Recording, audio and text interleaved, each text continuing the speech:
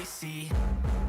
And I ain't playing games, I create my own lane, making pleasure out of pain, turning losses into gains, I'm the boss, I'm making change, I've been rocking this exchange, popping off and risking things, gonna make a fucking name. 아직은 어제도 말씀을 드렸다시피 선 반영됐다고 많이들 떠들어대고 뉴스에도 나오고요. 또 통상 또 그렇게 반영이 되기 때문에 다들 이제 그렇게 생각을 하죠. 그 선 반영이 됐다는 의미는 그걸 빨리 뭔가를 빠르게 반영을 시키고 그 다음 그걸 대비를 하는 면도 있죠. 근데 이제 가정을 해서 어느 정도 선에서는 이렇게 되면 그 다음은 어떻게 나갈 것이다. 이번 같은 경우는 최소한 단기 반등은 좀 시켜주든 빠르게 리스크를 제거를 해서 시장을 좀 활성을 좀 시키려는 의도도 있는다고 봐야 되겠죠. 그러나 이제 시장 상황이 그렇게 쉽지만은 않다 보니까 경기 상황이 충분히 변동성을 지금 보여주고 있죠.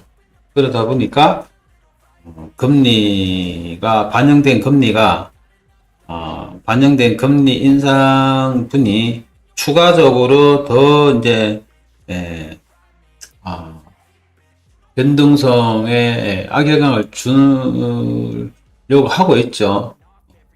그래서 이제 어제도 말씀을 드렸다시피 선 반영된 분에 플러스 P를 더 붙는 것 같다라고 얘기를 했는데요. 충분히 설득 있는 얘기 같죠. 상승을 바라보기도 하지만 그래서 변동성이 크게 또 다가오지 않을까라는 또 생각도 했거든요. 실질적으로 하락폭이 그렇게 크지도 않았고요. 그러니까 이제 작년 11월 9일 이후로 해서 하락폭이 그렇게 크게 와닿지는 않았다. 여러분들도 잘 아시겠지만 100번 양보해서 한 3,500 정도 선에서 까지는 떨어지지 않을 거라 좀 생각을 했는데요. 그런 게 이제 보다는 하락폭이 적었던 거죠. 그런 상황도 있고요. 그리고 이제 상승을 주다가 또 이제 시장 상황이 또 여러 가지 악재가 끼죠. 반대로 또 엔데믹을 가고요.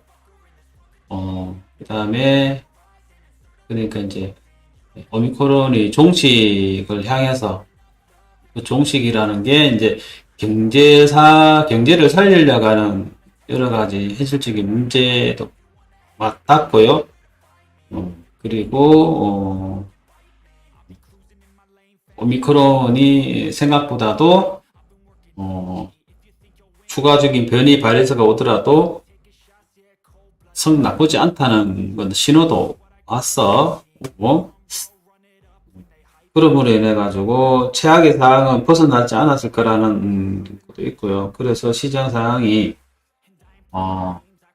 조금 더 금리 인상 횟수가 늘어나기는 했지만 그러나 그 시장이 이러든 저러든 이제 살리려는 의도가 강했기 때문에 그 모든 거를 버무려 가지고 선 반영이 충분히 된 것 같더라. 그랬죠. 그래서 이제 지난 1월 22일 이후로 해서 이제 반등을 좀 시게 줬고요. 또 더불어서 이제 우크 사태가 그 당시에 이제 반등을 주면서도 큰 무리가 없으면 예를 들어서 이제 중국 베이징 동계 올림픽 기간에 이제 우크 사태, 우크라이나와 러시아 간에 어느 정도 합의가 되고, 중국도 이제 미국하고의 어느 정도 사이가 좀 관계 개선이 적어도 내년 이후로 넘어가진다 하면 또 나아지지 않을까. 그래서 이제 우크 사태만 해결이 잘 되면은 얘기를 전제를 깔며 얘기를 드렸는데요. 반대로 이제 우크 사태가 악화일로 치닫고 또 결국은 침공을 하고요. 지금까지 왔는데요. 또 의외로 또 하락폭이 또 상당히 작았다. 전쟁이지만 적어도 국지전이죠. 우크라이나가 쉽게 러시아에 직접적인 타격을 가하지도 않았고요. 뭐 할 수도 없겠죠. 지금 보면은 러시아가 이제 막말로 개 쪽을 당하면서도 전력 자산이 이렇게 엄청난 무기가 창고에 있지만 꺼내지를 못하고 있죠. 현실적인 문제. 무기가 있으면 뭐합니까? 가용할 수 있는 이제 재원이 그렇게 이제 쉽지가 않은 문제도 있지만 또 현실적인 문제, 뭐 여러 가지 알 수 없는 문제도 있겠죠. 그리고 뭐 몇십 년간 나름은 이제 뭐 세계 2위라고 하지만 또 거기에 대한 군비 축적, 뭐 어떤 그 국방 예산에 대해서 현대화나 이런 거, 재래식 무기가 업그레이드를 잘 못한 부분도 있겠지만 이러나 저러나 뭐 마찬가지로 막강한 무기는 있으되 사용의 한계점이 있는 것 같아요. 조금씩 뭐 정보들이 들어오고 하고 하지만은 그래서 그런 문제들 때문에 러시아가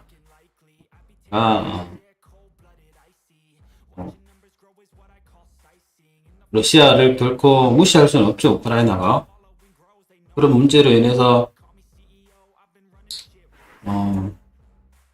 뭐 직접적인 타격이라는 거는 꿈도 꿀 수도 없는 문제죠.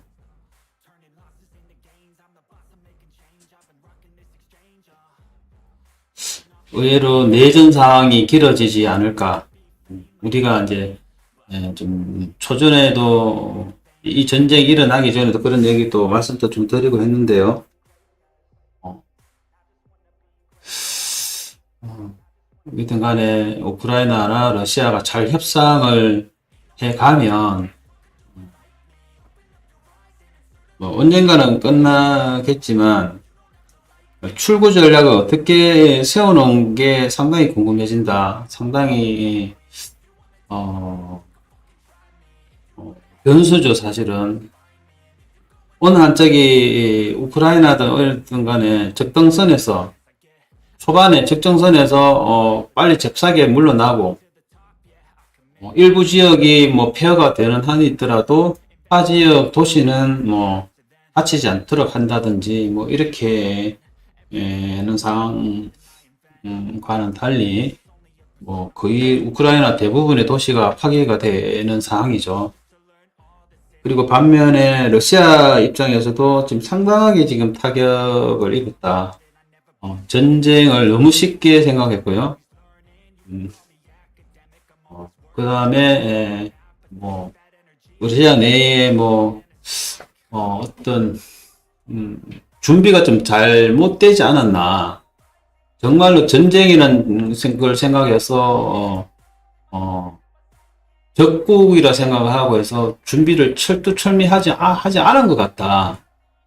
이제 그게 이제 일례로 훈련으로 알고 젊은 징집을 했죠. 젊은 사람들을 갓 훈련을 며칠도 안 한 사람들, 뭐 1년 미만 뭐 이런 사람들 징집으로 해서 라고 훈련이랑 전쟁을 한 상상도 못했다고 하는 얘기가 이제 다 들리죠. 아마도 이거를 보면 예전에 크림반도처럼 쉽게 생각을 한 것 같다. 그래서 군 수뇌부들도 너무너무 쉽게 생각한 것 같다. 그냥 예전처럼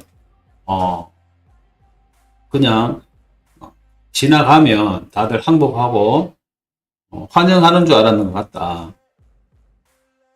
러시아가 자체적으로도 훈련을 많이 하는 국가거든요. 근데 저렇게 무너질 수 있는 국가가 아니죠. 러시아가 특히나 아무리 미국의 제재를 서방 세계의 제재를 받고 있다 하지만 원료나 에너지가 막강하기 때문에 그것만 해도 먹고 살 수 있거든요. 그렇기 때문에 크게 뭐 성장은 못해도 미국 때문에 그늘 아래서 그러나 굶어 죽지는 않는다 러시아가. 그래서 군사력은 정말로 무시할 수 없는데 우크라이나를 너무 안이하게 생각함으로 인해서 전력 자산을 아무리 좋은 무기가 있어도 그냥 뭐 박살이 나버린 거죠. 무기가 좋으면 뭐하냐? 사용할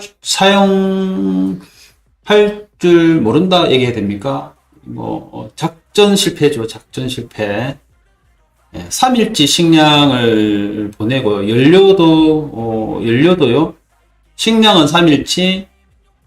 그다음에 연료는 뭐 탱크 같은 경우는 운전 몇 시간밖에 안 되고 못 합니다. 몇 시간 가면 써버리거든요.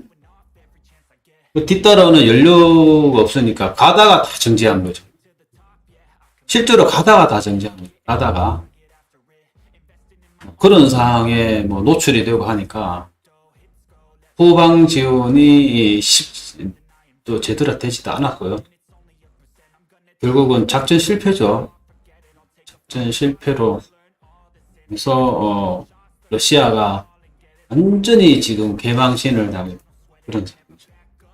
푸틴은 그냥 탱크만 진출하고 하늘에서 전투기나 이런 비행기 전력 자산만 띄워만 줘도 끝날 줄 알았는데 실제로 그렇죠. 우크라이나는 상대가 안 되기 때문에. 근데 너무나 생각을 잘못한 것 같다. 그런 생각이 듭니다. 그래서 출구 전략을 잘라 하면 우크라이나나 러시아든 어느 한쪽이요, 최소한 뭐 항복 선언을 하든 어떻게 하든 러시아가 예를 들어서 푸틴이 영향이 크게 안 받아야 되는데 푸틴 입장에서는 만약에 자기가 여기서 물러나면은 심각해지는 거죠. 축출될 수도 있고요.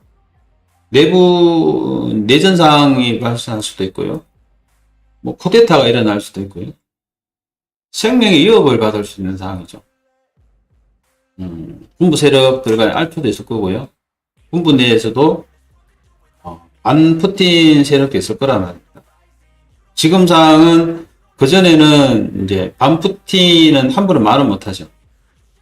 워낙 뭐 푸틴이 장악력이 있고 국민들의 지지가 강하기 때문에. 근데 지금은 완전히 이제 방향이 바뀌어 버린 거죠. 출구 전략이 굉장히 위험스럽다 생각이 들죠.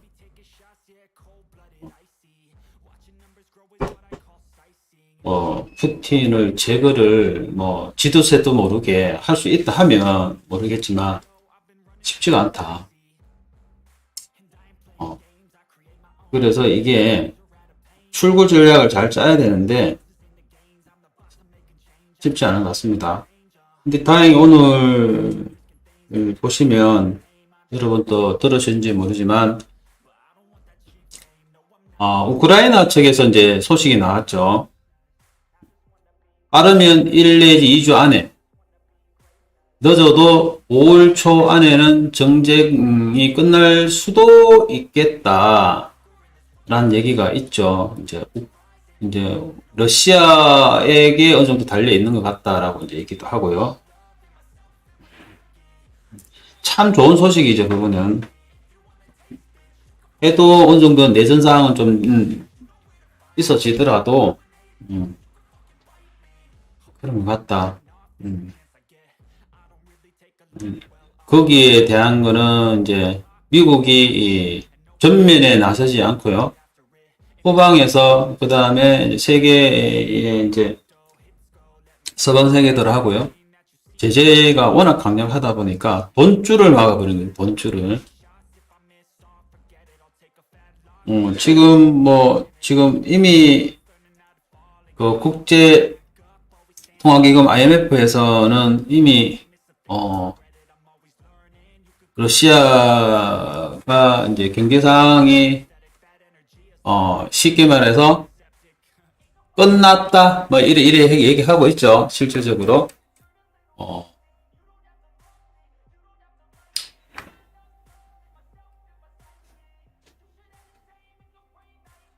뭐 이미 끝난 상황이다라고까지 뭐 충분히 얘기한다. 이게 이제 서방에서 이번에 이제 러시아가 이제 경제 제재로 인해 가지고 이 100여 년 만에 첫 국가 부도 사태가 발생할 가능성이, 그러니까 그 러시아죠. 러시아가 가능성이 100%다 이제 이렇게 얘기를 하죠. 100%다. 이달에 러시아가 국채죠, 국채. 이자가 7억 한 3천만 달러, 우리 돈으로 한 9천억, 1조 1조 원이죠. 가까이 되는 거를, 실제적으로 지금 못 갚는다고 얘기하죠. 자기들은 이제 러시아 돈, 루블화로 갚겠다고 하는데, 그거는 이제 있을 수가 없죠. 이제 러시아 말이고, 귀족 통화가 아니잖아요, 러시아가요. 예를 들어서, 뭐, 위엔화나, 뭐, 달러가 안 된다, 뭐, 위엔화나, 뭐, 엔화나, 뭐, 이런 괜찮은데, 러시아 루블화는 인정을 안 해주죠. 그리고 뭐, 그거에, 예를 들어서, 뭐, 빚을 질 때, 뭐, 러시아 돈으로 주기로 했다라든 이런 전제, 그런 게 없거든요. 그러다 보니까, 오늘이 16일이잖아요. 오늘입니다, 오늘. 오늘 이자가 이제 제가 지난번에 이제 D-Day 며칠 전 이렇게 얘기를 한 적이 있는데, 이게 이제 오늘이죠, 오늘. 오늘, 이제 러시아는 며칠 전에 이제, 루블화로 이제 상환하겠다고 발표했지만,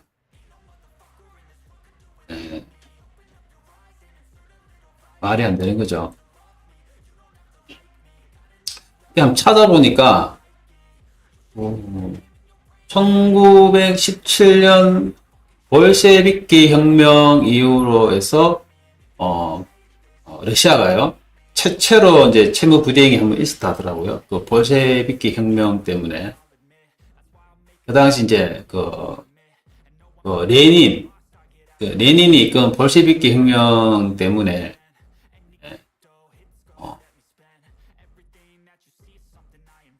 러시아가 상태가 안 좋아졌죠. 그래서 채무 변제를 거부했는데 그때 이제 그 사건 때문에 좀 많이 어려웠죠.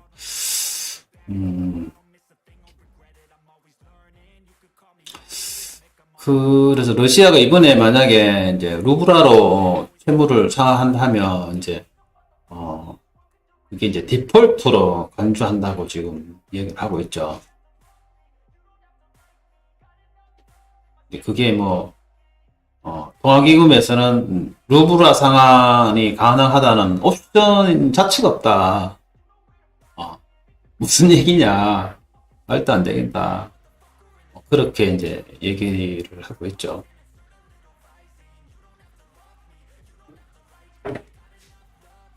이제 만약에 이렇게 되면은, 만약에 그게 루블화로 인정이 되면, 뭐, 디폴트는 일어나지 않죠. 국가 부도 사태 일어나지 않지만 인정을 안 하기 때문에 그래 되면 어떻게 되냐? 우리 일반 국민들하고 똑같죠. 채무 불이행 국가 자체가 그렇습니다.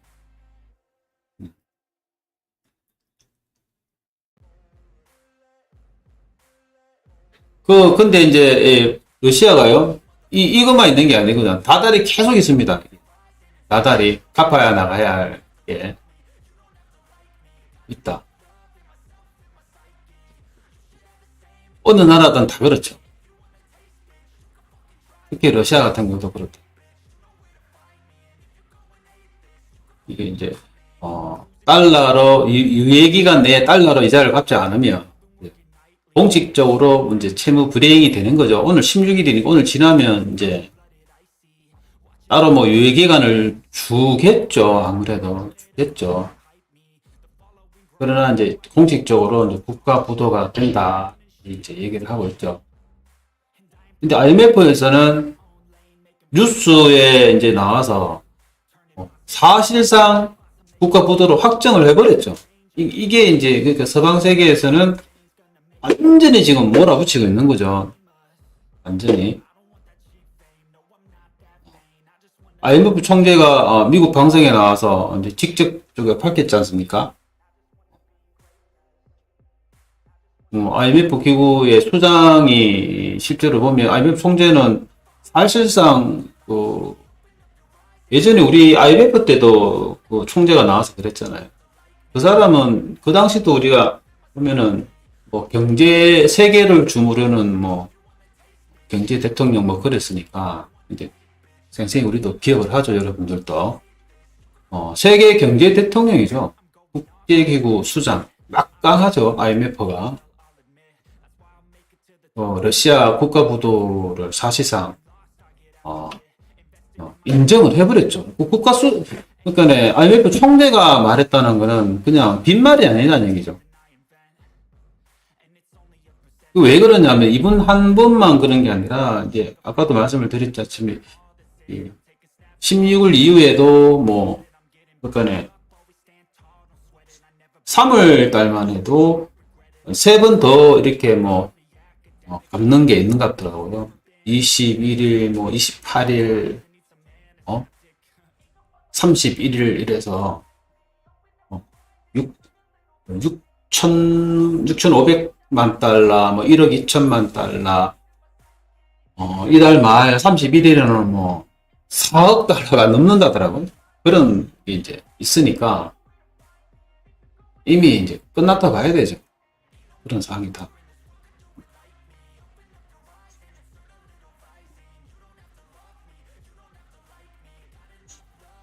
그래서 IMF 총재는 사실상 국가 부도 상태라고 얘기를 하죠. 그 예전에 이제 러시아가 여러분도 기억하시지만 98년도 그 당시 또 외환위기가 있었잖아요, 지구적으로. 그때도 러시아가 이제 채무 지불 유예를 그때는 했었죠. 채무 지불 유예를. 그때는 서방 세계에서 많이 도와줬죠, 사실은. 모라토리엄을 선언할 당시만 해도 서방 국가들이 적극적으로 도움도 주고요. 그래서 뭐 국가 부도도 간신히 면하고 뭐 그랬는데 98년 이후니까 거의 24년이죠. 24년 만에 우크 사태 때문에 우크라이나 전쟁 때문에 그 98년도 그때 모라토리움 이후로 해서 러시아가 잘 헤쳐나왔잖아요. 서방에서도 도와주고 푸틴 또 이미지도 나쁘진 않았기 때문에 그리고 국민들도 대통령을 적극적으로 지지를 했고요. 나름은 이제 서방 세계에서 제재도 받고 뭐 했지만은 제재를 받는 데서 협상이나 외교를 안 하는 게 아니잖아요. 그래서 유럽의 독일이나 독일을 위시해서 에너지 수출도 하고요. 정말로 러시아가 생각하는 의도대로 유럽이 꼼짝달싹 못할 정도로 에너지에 목을 매달고 있었잖아요. 유럽 같은 경우는 이제 탄소 배출 그런 협약도 하고 해서 몇 년 이내면은 이제 석탄으로는 이제 에너지, 석탄 화력 발전 이런 거는 완전 퇴출이지 않습니까? 천연 에너지를 사용하기 때문에. 그래서 이제 러시아의 위상이 그만큼 높아지는 거죠. 서방 세계에서도 그렇고요. 의존도가 높아진다니. 지난번에 이제 중국도 너무 삼펜이라나요? 속내를 발톱을 빨리 드러내는 것처럼 러시아가 너무 빨리 지금 냈다. 우크라이나 하나 때문에 정신이 활짝 나가버린 거죠. 그 하나 때문에 지금 러시아가 완전히 지금 푸틴이 이제까지 정적도 제거를 하고요. 러시아 내에서요. 반푸틴 세력, 반국가단체, 이런 세력들을 축출을 하고 이런 거 잘 하고요. 뭐, 이러든 저러든 간에 법도 바꾸고, 헌법도 새로 바꾸고, 예? 장기 집권의 발판도 마련을 하고 했는데, 이제 뭐 거의 몇십 년 동안 장기 집권하면서 땡이가 부은 건지, 판단을 허려운 건지, 아니면 현실적 감각 있죠. 외교 전략 감각이나, 아니면 정적을 많이 없애면서, 정말로 충성도 있으면서, 이제, 다른 얘기하는 그런 세력들이 이제, 어떻게 보면 푸틴한테는 좀, 그게 또 불편할 수도 있죠. 근데 그런 세력이 있어야 되는데, 제거가 되다 보니까, 판단을 잘 못하지 않았나. 그래서 너무나 이번 우크라이나 사태로 인해서, 푸틴은 재정적, 이제 국가 부도 상태고, 국가적으로 위기죠. 그래서 이게 이제, 정리를 하면, 이제 전쟁이 끝나는 게 시작일 수도 있다는 생각이 듭니다. 사실은. 출구 전략이 어떻게 나오느냐에 따라 좀 틀리는데요. 일단 단기적으로 이 소식이 있기 때문에 상황이 좀 나아질 거라는 생각을 하거든요. 우리가 지난번에 이제 하락의 이유가 우크 사태로 인해서도 있다고 했는데요. 그게 이제 끝날 조짐이 보이는데 어떻게 끝나느냐가 중요한데요. 얽혀 있는 것 같다. 얽혀 있는 것 같다. 그냥 딱 전쟁 상태로만 보면 러시아가 우크라이나 내 일부 지역을 분명히 정리를 할 거고요. 독립국가도 생길 거고, 나토에 우크가 가입을 하지 않고요. 아니면 중립국으로 남고요. 이렇게 저렇게 정리가 되더라도 그렇게 되겠죠. 근데 이유가 문제라는 얘기죠. 러시아 내에서 푸틴을 바라보는 국민들의 시각이나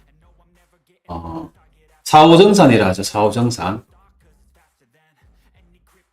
전력, 이제 전쟁으로 인한 전력, 이게 이제 엄청나죠, 지금. 그런 게 이제 어떻게 정리될 것인가. 그 다음에 이제 미국이나 서방 세계들하고니까 어떻게 정리가 될 거냐가 문제거든요. 이제 그러기에는 러시아가 지금 너무나 많은 걸 잃어버린 것 같다. 그런. 만약에 푸틴이 저기서 철거 전략을 까딱 잘못하면요. 정말로 위험스러울 수 있지 않을까라는 생각이 듭니다. 실제로 그렇습니다.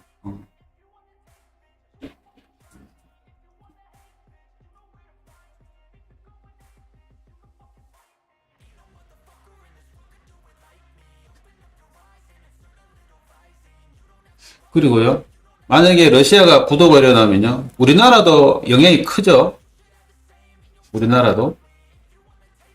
우리나라가 지금 러시아에 진출한 기업이 많죠? 그리고 러시아에서, 이웃 국가들 중에 한국의 이미지가 굉장히 높죠? 괜찮다.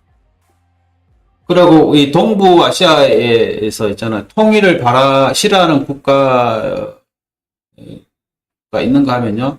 통일을 바라는 국가도 있습니다. 그 중에 러시아가 있습니다. 그리고 우리 뭐 이게 좀 번외 얘기지만 어떻게 보면 러시아가 많이 도와준 건 사실이죠. 우리나라를 많이 도와줬대요. 동북아시아에서 위협적인 세력이 일본이나 중국이나 북한 그리고 민주주의 국가지만 껍데기만 민주주의 국가인 일본 그렇지만 우리한테는 위협적이죠. 러시아만 그렇지 않았다. 근데 부도가 나면 경제적으로 우리가 타격이 심할 수도 있다. 중국도 마찬가지지만 우리도 그렇고 일본도 그렇죠. 쉽지 않은 문제다. 출구 전략을 어떻게 했냐에 따라 또 틀리겠죠. 근데 러시아가 분명히 돈은 있을 건데요. 돈은 있을 건데 출구 전략 문제죠. 출구 전략. 뭐 예를 들어서 뭐 땅도 없고요. 재산도 없고요. 알거지면 모릅니다. 뭐 땅덩어리도 쩌면하면 모르겠지만 아니잖아요. 그렇기 때문에 뭐 전반적으로 따지면 장기적으로 보면 경제 기반이 나쁘지는 않겠지만 중요한 거는 출구 전략적인 문제다. 그런 말씀을 드리고요. 푸틴이 어떻게 나오느냐에 따라서. 근데 푸틴이 성격이 그러하겠습니까? 예를 들어서 미국한테 가서요. 고개 푹 숙이고요. 무릎 꿇고요. 내 잘못했다고 생각 잘못했다고 한 번만 봐주라고 할 수 있겠습니까?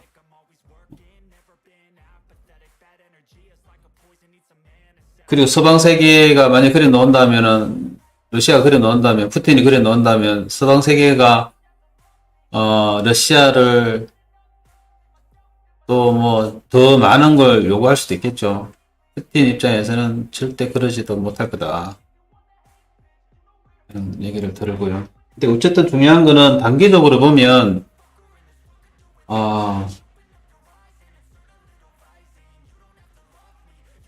우크라이나 측에서 나왔다는 게 좀 고무적이다. 상황이 썩 나쁘지는 않을 것 같다. 오늘 저게 이제 뉴스가 나왔는데요. 러시아 측에서 나오지 않고 우크라이나 측에서 나왔다는 게 좀 의외고요. 한편으로 그럴 수도 있다 생각하지만 잘은 모르겠다. 일단 우크라이나 측에서 그런 이제 전달을 준 거죠.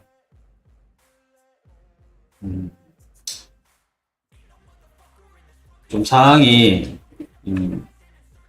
뭐 왜 이렇게 세계의 경제나 뭐 세계 외교 전략적인 측면에서 뭐 우리가 아는 게 있는 게 아니기 때문에 얄팍한 지식 가지고 설명을 드려도 아무리 읽어봐도 잘 모르겠다. 그냥 잘 되기를 바랄 뿐이다. It's like a poison, needs some antiseptic.